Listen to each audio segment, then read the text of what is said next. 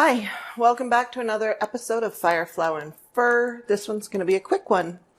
You're going to have to apologize, or I'm going to go ahead and apologize because of my voice. It is spring, so it's the 1st of April, and the glory of things growing also means that I get allergies. We took the dogs out for a quick walk out in nature this morning, and I think that's added to it. I'm not going to complain. It's spring. We're happy. Today is a really quick, high impact, I would call it high impact, little recipe. My husband and I are huge crouton fans. We love them. And we were at a restaurant one day and ordered salad bar and got these croutons, and they were so good because the outside of them were crispy, and then you bite into them and they were a little bit soft. And he and I were like, oh my gosh, these are so amazing. There's my oven hitting 350. So we wanted to kind of figure out or come up with something similar. We like croutons. I feel like they add a little extra punch to your salad. And when you are entertaining, you don't want to use just the regular old grocery store ones. Now, believe me, we eat them all the time. In fact, my husband will take a handful of those when he gets home from work to tide him over for dinner just as a snack. So we eat croutons from the grocery store, but this is something a little different. I am just using good old hamburger buns.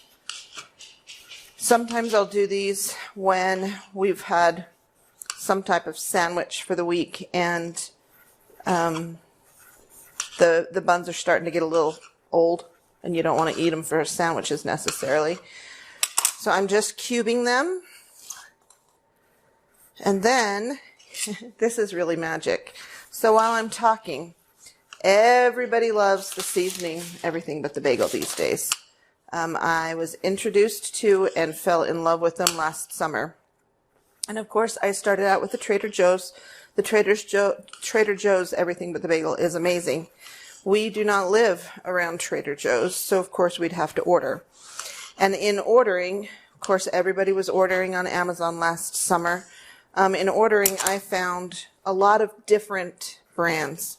And I'm not going to say one's better than the other. I haven't spent enough time really doing research to say which one brand is better than the other. But they all have basically the same ingredients. Poppy seeds, some black, some white sesame seed, garlic, onion, and sea salt flakes. Our little local grocery store has some too. So you figure out, they all have slightly different concentrations of how much you have. You figure out what you like, and that's what we're using. And then I'm also using Mrs. Dash. There is an original, and we like the extra spicy. What you need to remember when you're making croutons is the salt. Salt, my husband is a king of saying this, salt is a flavor enhancer. It's not a seasoning, and a lot of people, you don't really think and go, there's something off on this, I'll put a little bit more salt in it. And you've got to be careful with that, because then all of a sudden, as things cook down, it's too salty. It just happens so quickly. There's a little bit of sea salt in this, and so I don't want to put any more salt in my seasoning, especially if we're using these croutons on salad, because dressings have salt in them. So I am using unsalted butter. We're using everything but the bagel seasoning with that little bit of salt in, and then Mrs. Dash. We love Mrs. Dash. I used it before my dad had heart problems, but his heart surgeon said this is a great alternate simply because it doesn't have sodium in it. This is as simple as this happens. I have cubed my croutons, my bread into croutons. I'm taking a cube of butter. It's hard, came right out of the fridge. So this is unsalted butter, real butter. And I'm going to microwave it. I'm doing it in like 15-minute or 15-second increments because I want it soft, but I don't want it necessarily runny. Okay, that needs to go a little bit longer. It's still got chunks in it, but not much. All right, so I've microwaved it, so it's liquid now, but it's not that clear liquid. It's not that runny. Okay, and I'm leaving it in the bag. And we don't want to separate the fats. We just want it. Back to the bread. Again, like I told you, I used hamburger buns. You don't want to use like just regular bread because you want something to have a little bit more density.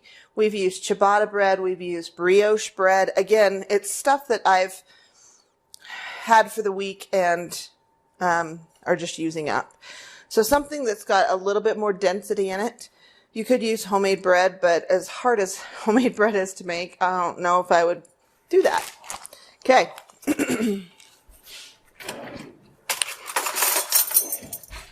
I am the queen of just dumping stuff, and my husband gets frustrated because sometimes my stuff works out and sometimes it doesn't. And he's just like, well, what was the recipe? Oh, I don't know. So we're going to try some actual measuring today. I'm actually going to measure something. Okay, so bread in the bag, and I'm going to give it a quick shake so the bottom of the bread doesn't get all of the butter. And I'm just shaking. This is just so easy, so easy. If you have kids, this would be a fun little thing for them to help you with because you're not going to have any spillage here. Okay, so the bread's is all covered. All right, so I'm going to start with everything but the bagel. And if you're using this stuff, make sure that you mix it because, of course, it's got different types of stuff in there, and it's going to, like the heavier stuff's going to go down to the bottom. So we're going to start with a tablespoon. Let me see what that looks like. I think I'm going to go 2 tablespoons of everything but the bagel. And then the Mrs. Dash. And like I said, we're using the spicy stuff. We like spice. Obviously, we like spice. But this original, we really like as well. And I think I'm going to go with about, tablespoon of Mrs. Dash. Seal it up again. We're leaving air in the bag so things can move around. And shake it up again. Seriously, easiest recipe ever. Now, what we are going to do, I have put my oven on 350. I have lined my cookie sheet with parchment paper. Not necessary. I just like the cleanup aspect of that. And I'm going to dump this out and spread it out. And then I'm going to put it in the oven. And this really, honestly, takes, I don't know, what would you say, 10, maybe 15? No, 10 minutes. You're going to be better off. You don't want to leave this all chunked up. You want everything to be able to get a little bit of the heat. And what we're trying to do, we don't want this to completely harden up. What we want to do is have it a little crispier on the outside and soft in the middle. So when I did this for the first time, I thought I was going to have to hit it with a broiler. You don't have to, because I've cubed it and it's small cubes, and because you've got butter in it, it crisps up just great on its own. So spread this out. We're going to put it in the oven, and I'll see you back in 10 minutes.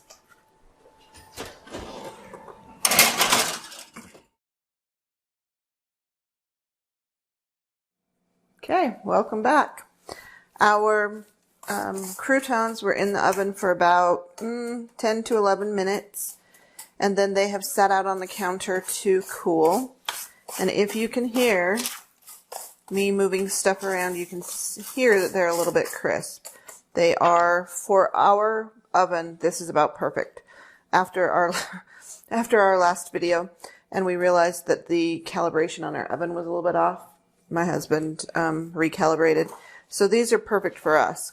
But they're crispy on the outside, especially after they've cooled a little bit, but they're soft on the inside.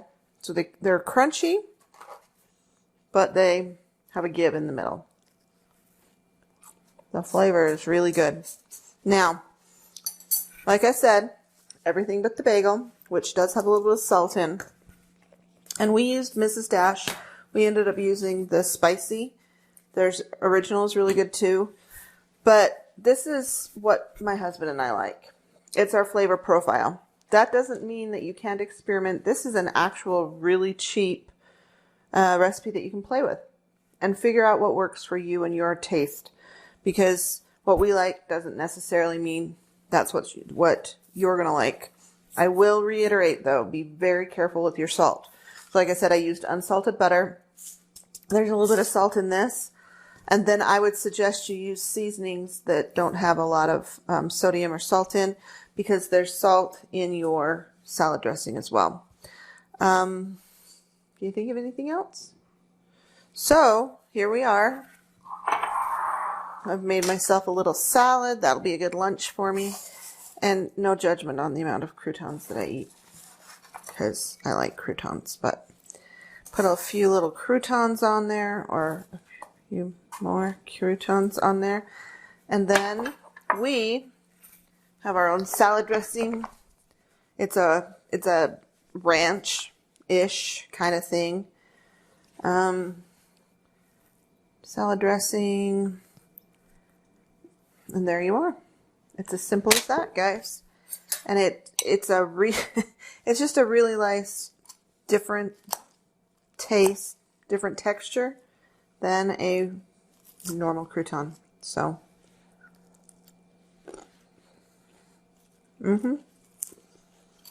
that's stick it.